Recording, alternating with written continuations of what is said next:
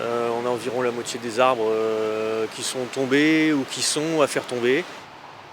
C'est l'un des emblèmes de l'île de Bas qui a été soufflé par la tempête Ciarán. Ici, les vents ont soufflé jusqu'à 195 km/h, un record, et détruit près de 70% du jardin botanique Georges de Lasselle.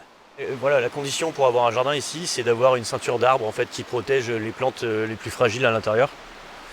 Et c'est cette barrière végétale en fait qui a craqué face à la tempête.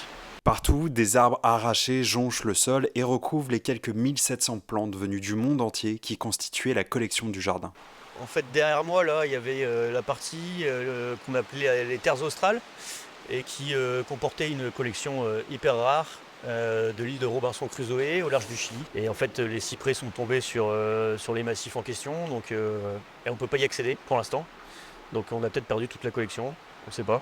Ce lundi, l'heure était à la constatation des dégâts pour les élus de la communauté de communes et le conservatoire du littoral, propriétaire du lieu. Ça peut être quand même triste de perdre.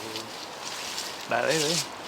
Après quand celui-là, il faudra le débiter, il faudra faire gaffe à ce qu'il y a en dessous parce que. Et c'est impressionnant et il faut qu'on dégage un peu les plus gros sujets qui sont tombés avant de se faire vraiment une idée de ce qui a pu disparaître ou ce qui est abîmé par rapport aux collections botaniques notamment. Il y a vraiment un gros nettoyage à faire sur les arbres en premier pour avoir un bilan un peu plus précis. Mais c'est impressionnant oui, de voir tout ce qui est tombé. Le chantier de nettoyage est titanesque et prendra plusieurs mois. Pour l'instant, aucun objectif n'est fixé pour la réouverture.